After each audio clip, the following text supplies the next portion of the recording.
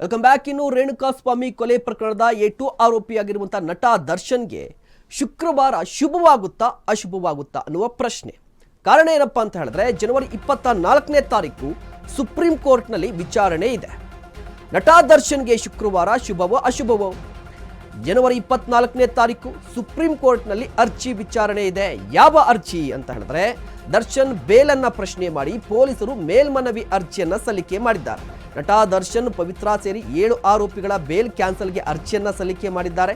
ಪ್ರಕರಣದ ಅನುದಾನಿತ ದಾಖಲೆಗಳು ಸುಪ್ರೀಂ ಕೋರ್ಟ್ಗೆ ಸಲ್ಲಿಕೆ ಆಗಿವೆ.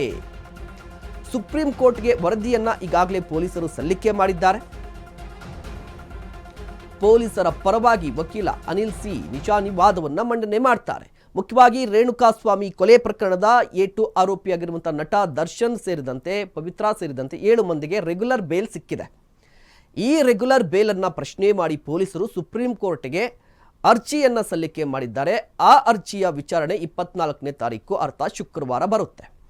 ಈ ಶುಕ್ರವಾರ ವಾದ ನಡೆಯುತ್ತೆ. ಆ ಸಂದರ್ಭದಲ್ಲಿ ನಟ ದರ್ಶನ್ ಅವರಿಗೆ ಬೇಲ್ ಮುಂದುವರಿಯುತ್ತಾ ಅಥವಾ ಕ್ಯಾನ್ಸಲ್ ಆಗುತ್ತಾ ಅನ್ನುವ ಕುತೂಹಲ ಇದೆ.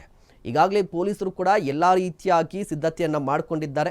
ಯಾವ ಕಾರಣಕ್ಕಾಗಿ ಬೇಲ್ ಕ್ಯಾನ್ಸಲ್ ಮಾಡಬೇಕು ಅನ್ನೋದರ ಬಗ್ಗೆ ಕೂಡ ಈಗಾಗಲೇ ವರದಿಯನ್ನು ಕೂಡ ತಯಾರು ಮಾಡಿಕೊಂಡಿರುವಂಥದ್ದು. ಹೀಗಾಗಿ ಕುತೂಹಲ ಇದೆ ಏನಾಗುತ್ತೆ ಅಂತ ಹೇಳಿ. ಯಾಕೆ ಅಂತ ಹೇಳಿದ್ರೆ, ರೇಣುಕಾಸ್ವಾಮಿ ಕೊಲೆ ಪ್ರಕರಣದಲ್ಲಿ ಎ2 ಮತ್ತು ಎ1 ಪವಿತ್ರ ಗೌಡ ಮತ್ತು ದರ್ಶನ್ ಅವ್ರಿಗೆ ಬೇಲ್ ಸಿಗಲೇಬಾರ್ದು ಅಂತ ಹೇಳಿ SPP ಪ್ರಸನ್ನ ಕುಮಾರ್ ಅವರು ಸಾಕಷ್ಟು ಪ್ರಯತ್ನವನ್ನು ಪಟ್ಟಿದ್ರು.